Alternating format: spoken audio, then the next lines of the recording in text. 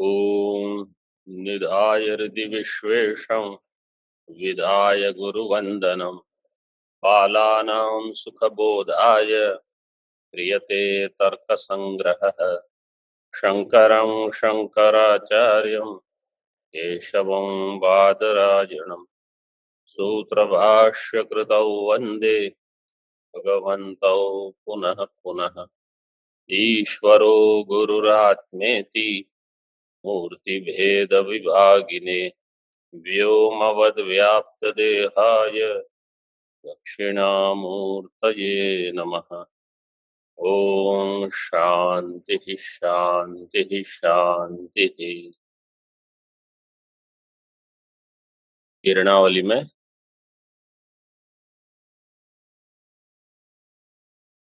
शब्द प्रमाण शब्द खंड चल रहा है। पृष्ठ क्रमांक 132। मीमांसक के मत में शक्ति जो है, पद की शक्ति, उसको एक अन्य पदार्थ मानते हैं मीमांसक। मीमांसक यहाँ लिखा है, हमने बताया था पिछले पाठ में, वेदांती भी यही मानते हैं।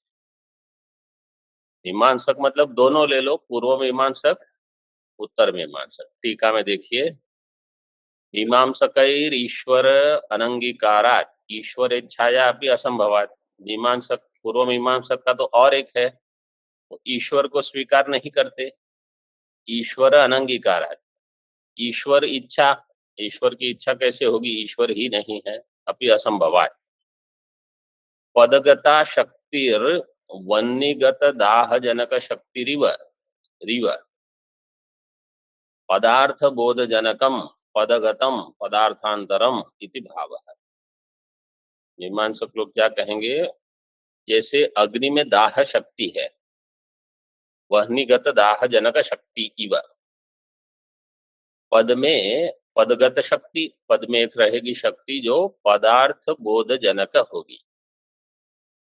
पद के अर्थ का जो बोध है, ज्ञान है, उसकी जनक होगी शक्ति। शक्ति कहाँ रहेगी, शक्ति कहाँ रहेगी, पद में। पदगता दिख रही है, पदगता शक्ति ही। और इसलिए पदार्थांतरम, पदार्थांतरम का अर्थ है जो आप सप्त पदार्थ मानते हो उससे भिन्न एक पदार्थ आपको स्वीकार करना पड़ेगा। ठीक है, पदार्थांतर क्या है, अत्र पदार्थांतरत्वम तत्त पदार्थता अवच्छेदक अभाव कूटवत्वम। तत्त पदार्थता अवच्छेदक अभाव कूटवत्वम। तत्त पदार्थ मतलब जितने पदार्थ मानते हैं उन सब के अभाव का कूट जो बनेगा वो क्या हो जाएगा, पदार्थांतर। पदार्थांतर मतलब कौन सा पदार्थ मान रहे हैं, आठवां, अष्टम पदार्थ। 7 पदार्थ तो स्वीकार किए हैं, उससे अलग कौन पदार्थ होगा, ये 7 के अभाव का जो कूट है, समूह है, उससे भिन्न है। तत्त पदार्थावच्छेदक अभाव कूटवत्वम मतलब ऐसी एक वस्तु होगी जहां इन अभावों का कूट है, वो हो जाएगा आठवां। कैसे, देखो, तत्त पदार्थता अवच्छेदकम यत् द्रव्यत्वम गुणत्वम कर्मत्वम सामान्यत्वम विशेषत्वम समवायत्वम अभावत्वम च इति।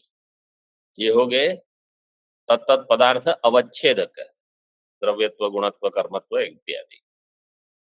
उनका अभाव, तद अभाव है, द्रव्यत्वाभाव गुणत्वाभाव कर्मत्वाभाव सामान्यत्वाभाव विशेषत्वाभाव समवायत्वाभाव अभावत्वाभावश्च इति। ये सब अभाव हो गए।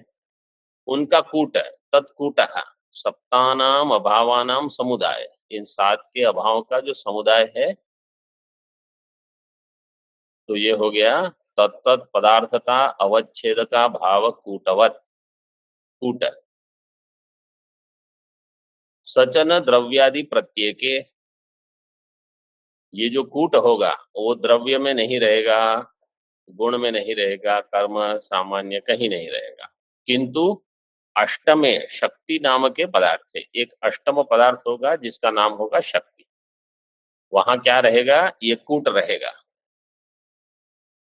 इति तदर्थ है, ये उसका अर्थ हो गया। ये मीमांसक का प्रतिपादन। अब तन निरासार्थम इति, मीमांसक मत निरासार्थम इत्यर्थ है, उनके मत का निराश करते हैं। दीपिका में दिया है अस्मात्, मतलब मूल में दिया है अस्मात् पदार्थ अयम अर्थो बोद्धव्य।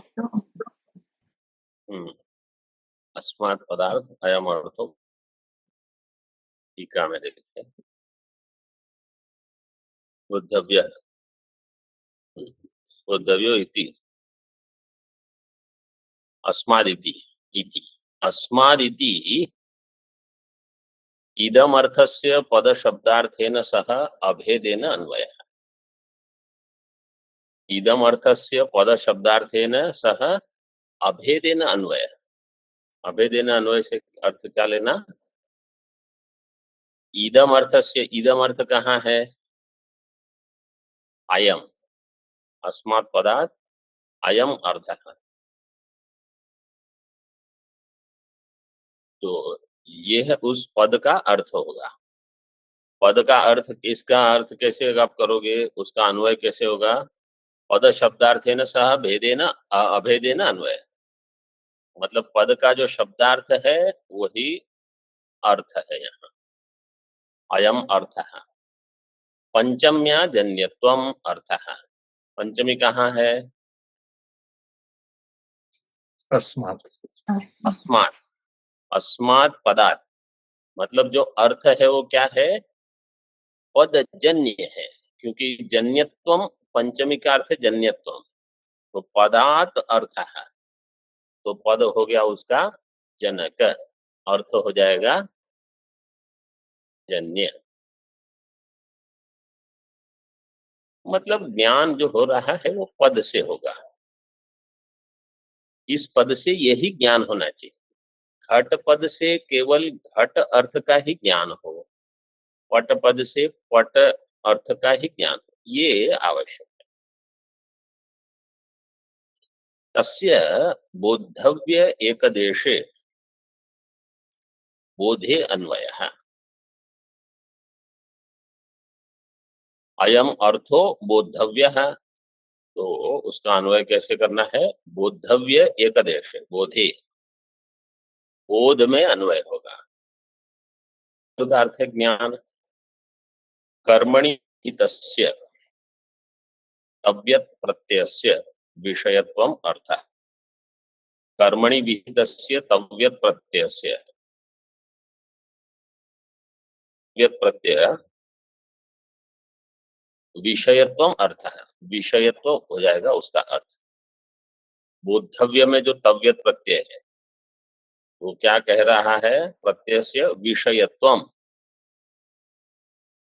मतलब इस अर्थ का विषय क्या होगा? यह कर्मणि विहितस्य तव्य प्रत्ययस्य, तव्यत् प्रत्ययस्य विषयत्वम अर्थ, पद का विषय होगा ये पदार्थ। तथा च एतत् पदजन्य बोध विषयतावान अयम अर्थो भवतु, ये उसका अर्थ हो गया। एतत् पदजन्य बोध विषयतावान अयम अर्थो भवतु, इस पद से जन्य बोध विषयतावान, इसका अर्थ क्या है वो खुद ही बता रहे हैं, अयम अर्थो भवतु। इत्याकारिका पद प्रकारिका अर्थ विशेषिका ईश्वरेच्छा शक्ति ही इत्यर्थ। इस आकार की एतत् पदजन्य बोध विषयतावान अयम अर्थो भवतु, यह जो पद है वह एक अर्थ वाला है, जो पदजन्य बोध विषयता का निर्देश करेगा। पदजन्य बोध विषयतावान अयम अर्थ है, विषयता वाला हो जाएगा पद का अर्थ, पद का अर्थ पहले बुद्धि में स्फुरित होगा। जैसे घट, घट पद उच्चारण से एक घट नाम का अर्थ बुद्धि में स्फुरित होगा। अब उस बुद्धि में स्फुरित अर्थ के लिए आप कुछ देख रहे हो, ढूंढ रहे हो। अगर बाहर है तो, अगर समझो बाहर नहीं है, जैसे कोई कहेगा व्याघ्रो अत्र नास्ति, तो आप यहाँ व्याघ्र नहीं हो, वही अच्छा है।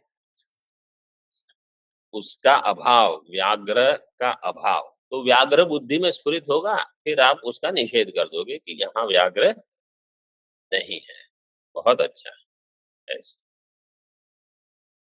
लेकिन बुद्धि में स्फुरित पहले होगा, फिर उसका अर्थ आप समझ लोगे। उसको कहा जाएगा ईश्वर की इच्छा शक्ति। पद प्रकारिका, अर्थ विशेषिका। पद होगा प्रकार और अर्थ होगा विशेष्य। अभी उसी जो एतत् पद जन्य बोध विषयतावान जो दिया है, उसको अभी आगे बताते हैं। एतत् पदनिष्ठ प्रकारता निरूपित, जन्यत्वनिष्ठ प्रकारता निरूपित, बोधनिष्ठ प्रकारता निरूपित, विषयत्वनिष्ठ प्रकारता निरूपित। मतलब हर एक पद में प्रकारता, प्रकारता का अर्थ है विशेषण। एतत् पद जन्य बोध विषयता, तो एतत् हो गया विशेषण, पद हो गया विशेषण, जन्यत्व हो जाएगा विशेषण, बोध हो जाएगा बोध विशेषण, और विषयत्व ये भी विशेषण होगा। ऐसे विशेषण वाला विषयतावान जो होगा वो होगा अर्थ। तो सरल दे दिया है। एतत् पद निष्ठ प्रकारता निरूपित, जन्यत्व निष्ठ प्रकारता निरूपित, बोध निष्ठ प्रकारता निरूपित, विषयत्व निष्ठ प्रकारता, तो ये सब विशेषण होंगे। एतत् आवश्यक है क्योंकि एतत् पद से जन्य है। पद आवश्यक है क्योंकि वो पद से जन्य है। जन्यत्व है क्योंकि पद का और पदार्थ का संबंध जन्य जनक है। और बोध, ज्ञान होना चाहिए, इसलिए बोध भी आवश्यक है। और उसका जो विषय है, बोध विषयत्व वहां रहेगा। इनसे निरूपित विषयता आश्रयो अर्थ है। विषयता का अर्थ है आश्रय। आश्रय मतलब ये सब, ये विशेष्य हो जाएगा, बाकी सब होंगे विशेषण। स्वपदजन्य बोध विषयत्व निष्ठ प्रकारता निरूपित, ईश्वरेच्छीय विशेष्यतावत्वम पदस्य अर्थे संबंधः।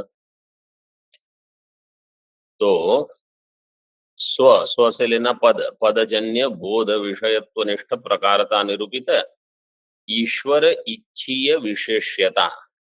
ईश्वर इच्छीय विशेष, इच्छीय में क्या प्रत्यय लगा है? इच्छीय में क्या प्रत्यय लगा है? ऑनलाइन छ प्रत्यय। छ प्रत्यय किस सूत्र से लगेगा?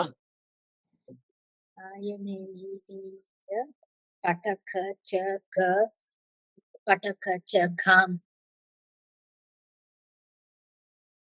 प्रत्ययादिना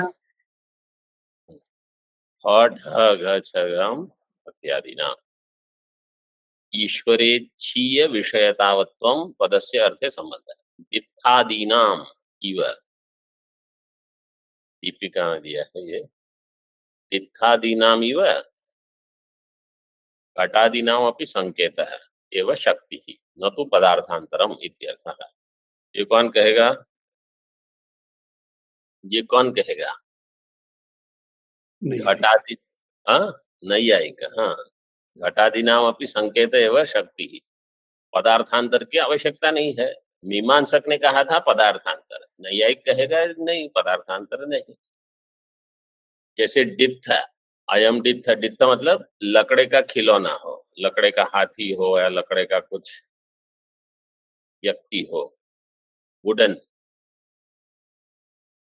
तो वो शब्द से ज्ञान होगा। वैसे ही घटादि नाम, घटपट, ये भी ईश्वर का संकेत। इसके लिए कोई अन्य पदार्थांतर की आवश्यकता नहीं। दित्थस्य काष्ठमय करि विशेषे संकेतो यथा तथा घटादि पदानामपि कंबुग्रीवादिमति संकेत एव शक्तिरिति भाव। जैसे घटादि पदानामपि कंबुग्रीवादिमति संकेतः, घटादि पद जो है उनका कंबुग्रीवादिमान, घट कैसा है कंबुग्रीवादिमान, वहां संकेत होता है। संकेत एव शक्ति ही इति भाव न तो पदार्थांतरम। उक्त ईश्वरेच्छात्मक संकेत रूप युक्त पदार्थातिरिक्तो न शक्ति पदार्थ इत्यर्थः। ईश्वरेच्छात्मक संकेत रूप क्लुप्त पदार्थातिरिक्तो शक्ति पदार्थ न, ऐसा कोई शक्ति पदार्थ नहीं जो कि इनसे अन्य हो। ईश्वर इच्छा, इच्छा गुण है, आत्मा में गुण रहेगा, ऐसे ईश्वर में इच्छा है। इच्छात्मक संकेत रूप क्लुप्त पदार्थ, ये हो गया शक्ति पदार्थ। ये एक विषय पूरा हुआ। अभी देखो ये मीमांसा में पहले, सबसे पहले क्या विषय उठाया था,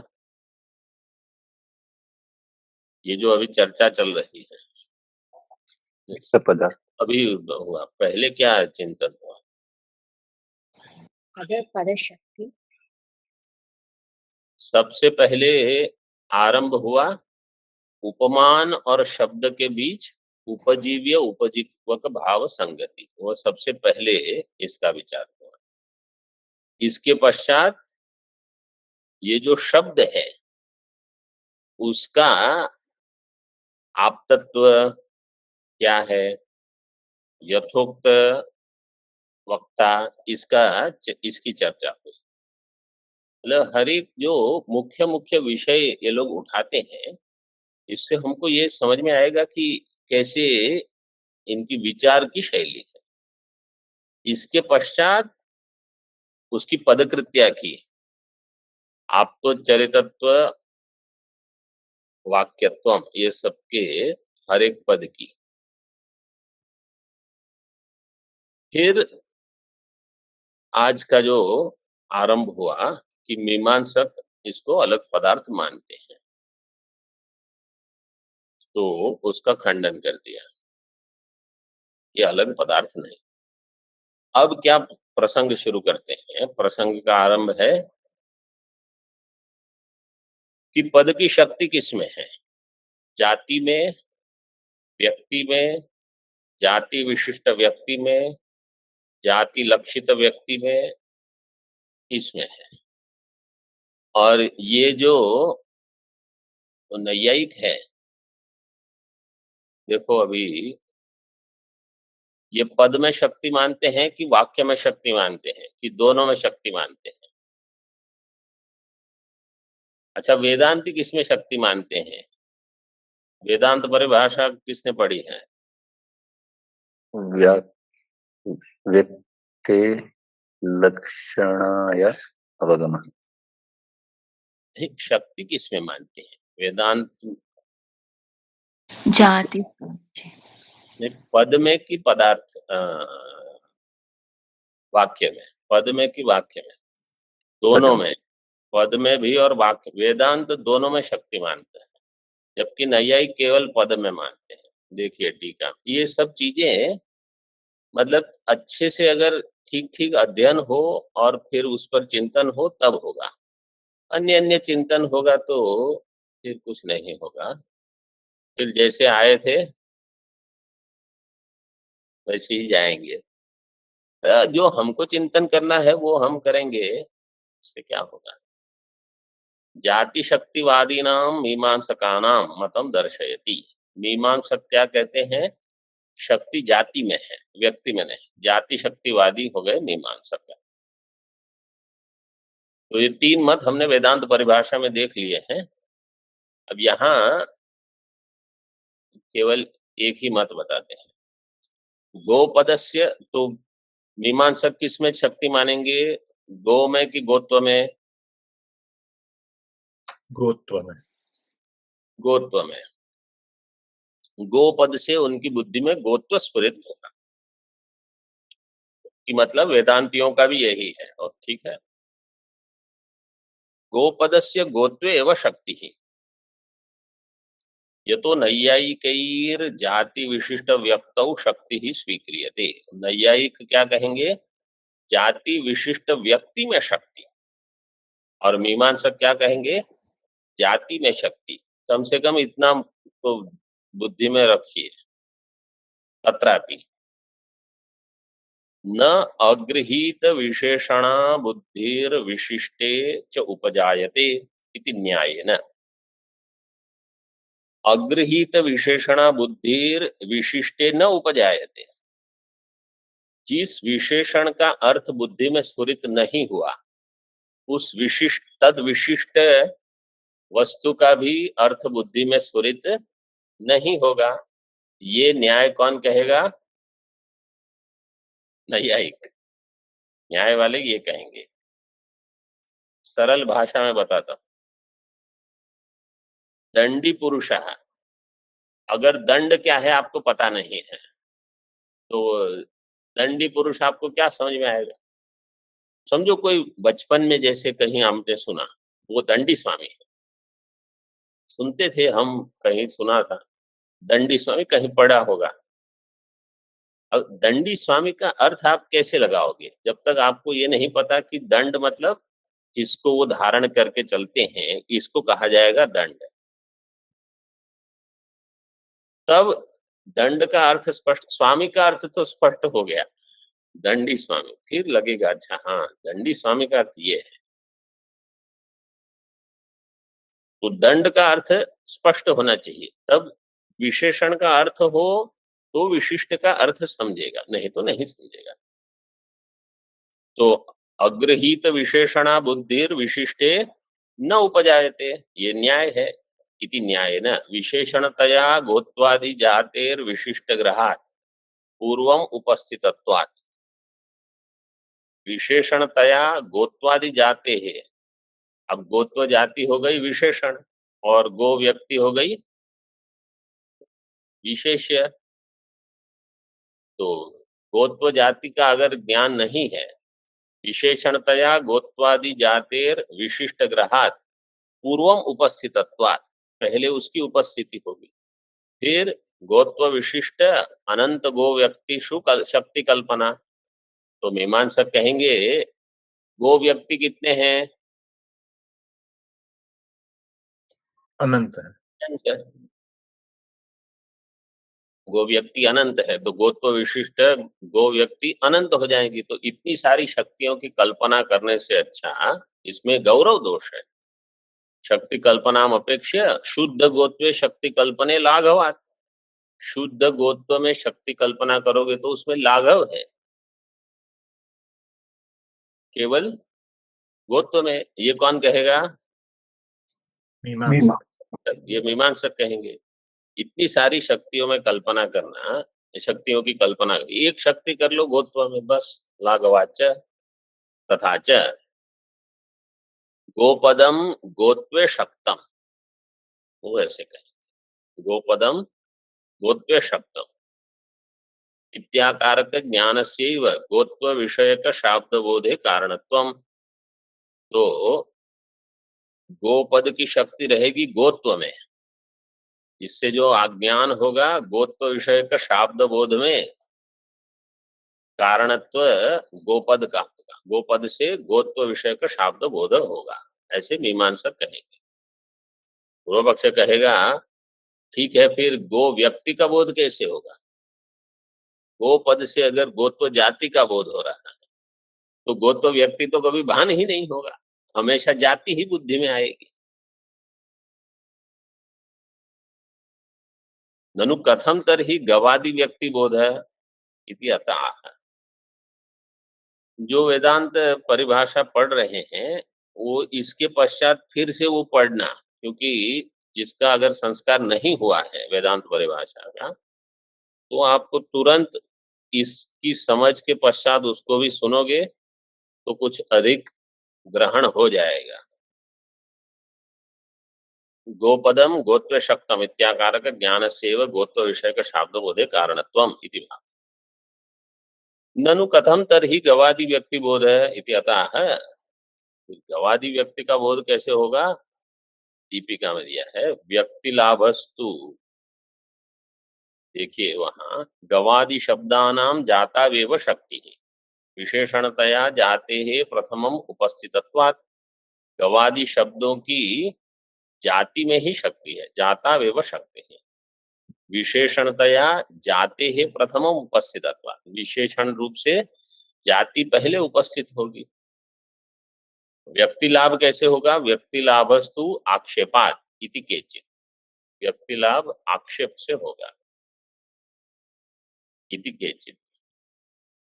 आक्षेपात, आक्षेप का अर्थ क्या है? अर्थापत्ति प्रमाणात इत्यर्थ है। आक्षेप का अर्थ है अर्थापत्ति। नहीं, ये मीमांसक बोल रहे हैं। मीमांसक कह रहे हैं कि जाति का ज्ञान होगा पद से, व्यक्ति का ज्ञान होगा अर्थापत्ति से। वो अर्थापत्ति नहीं मानेंगे, नैयायिक अर्थापत्ति नहीं मानेंगे तो क्या मानते हैं वो? नैयायिक अगर अर्थापत्ति नहीं मानते उसके बदले क्या मानते हैं वो? अनुमान। अनुमान। एक कौन सा अनुमान? उपपन्नम, अन्यथा उपपन्नम, अन्यथा उपपन्नम, अन्यथा उपपन्न, ये तो अर्थापत्ति होगा। व्यतिरेक की व्याप्ति, व्यतिरेक। अनुमान बोलने से क्या होगा? अनुमान तो मानते ही है, वो दुनिया भर में अनुमान ही करते रहते हैं, इसलिए तो वो नैयायिक है। हर एक प्रश्न का यही उत्तर हो जाएगा, क्या कहे? अनुमान। इससे ये सामान्य ज्ञान है, इससे क्या होगा? वेदांत अध्ययन करते हो इतने समय से, न्याय अध्ययन कर रहे, अनुमान। अर्थापत्ति प्रमाणात इत्यर्थः तथा ही। अब देखो अर्थापत्ति कैसे होगी। गोत्वम गो व्यक्तिम विना अनुपलभ्यमानम सत् गो व्यक्तिम स्वाश्रयतया कल्पयति इति अर्थापत्या।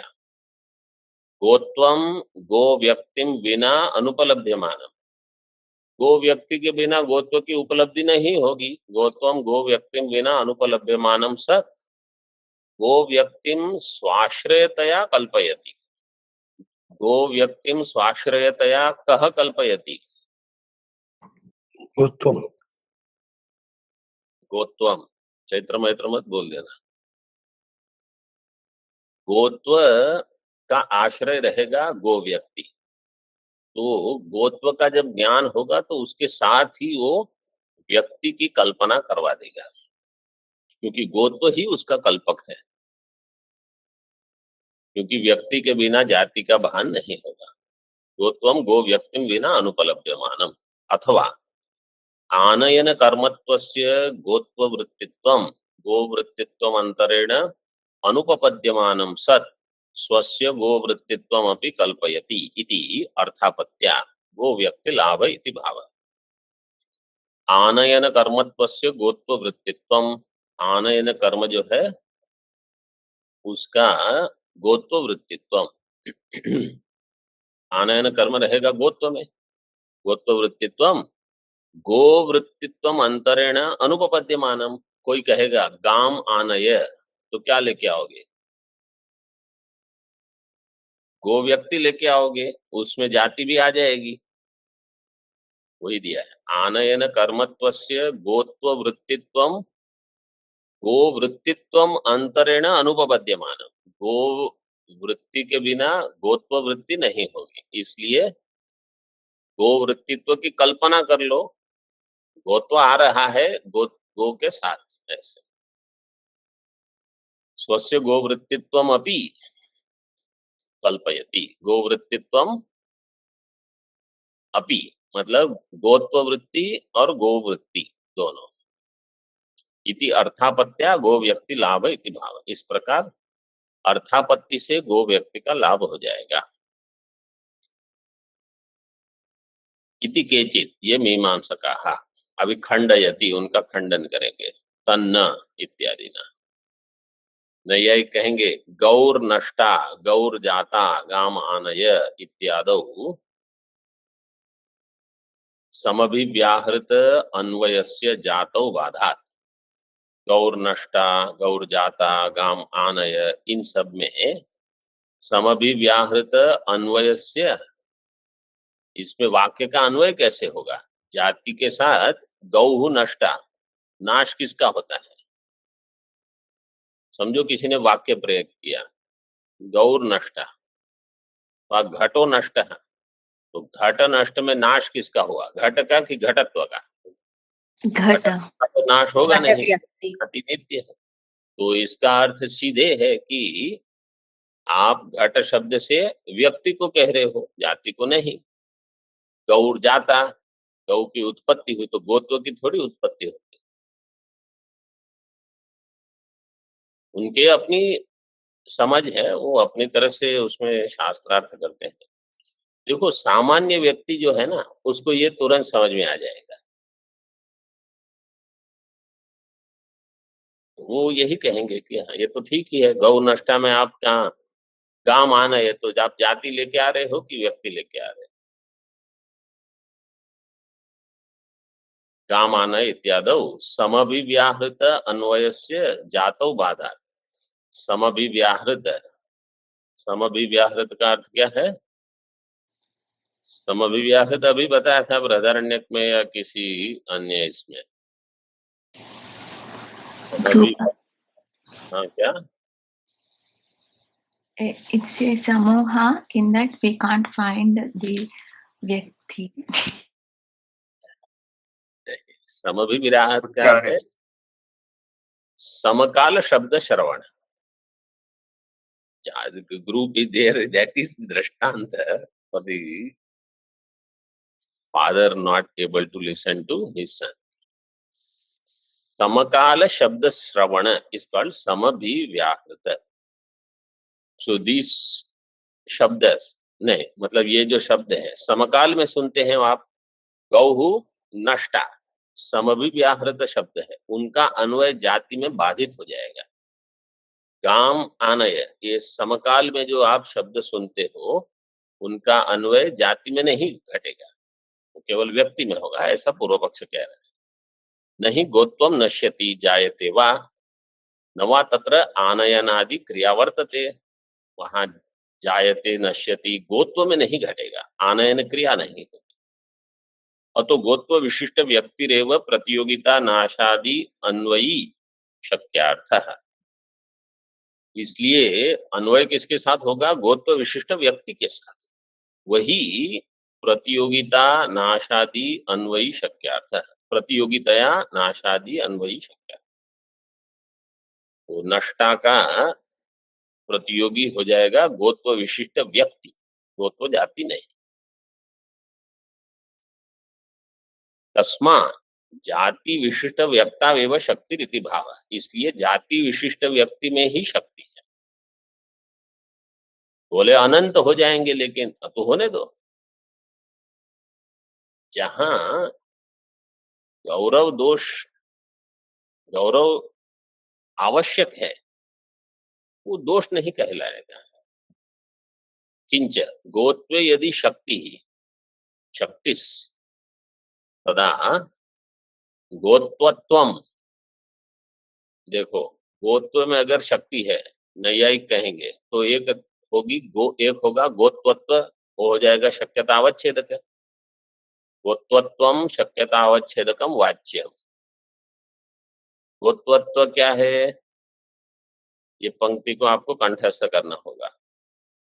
गवेतरा समवेतत्वे सती सकल गो समवेतत्वम। कोई कहेगा स्वामी जी अन्य चीज तो कंठस्थ होती नहीं, अब ये कहाँ कंठस्थ करेंगे? मतलब विद्यार्थियों को तो सब करना ही पड़ेगा, और क्या बाकी चीज कंठस्थ करके क्या लाभ है? गवेतरा समवेतत्वे सती सकल गो समवेतत्वम, गोत्वत्वम। इसमें पहले गोत्व रखो, त्वम हटा दो,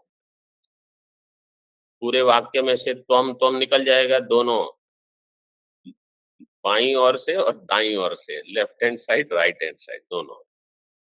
तो गोत्वम का लक्षण क्या होगा?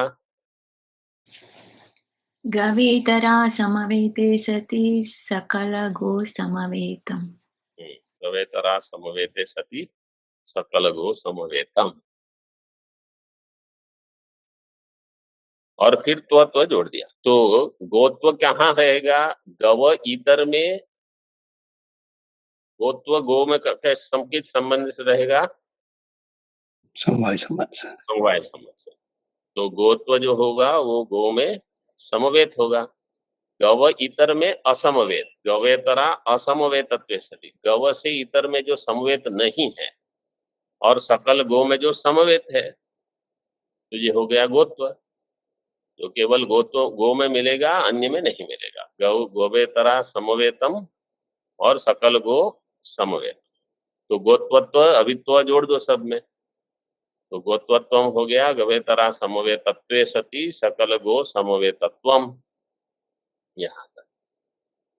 ओम पूर्णमदः पूर्णमिदं पूर्णात् पूर्णमुदच्यते पूर्णस्य पूर्णमादाय पूर्णमेवावशिष्यते। ओम शांति शांति शांति। शंकरं शंकराचार्यं केशवं बादरायणं सूत्रभाष्यकृतौ वन्दे भगवन्तौ पुनः पुनः। ईश्वरो गुरुरात्मेति मूर्तिभेद विभागिने व्योमवद्व्याप्तदेहाय दक्षिणामूर्तये नमः। ओम शांति शांति शांति।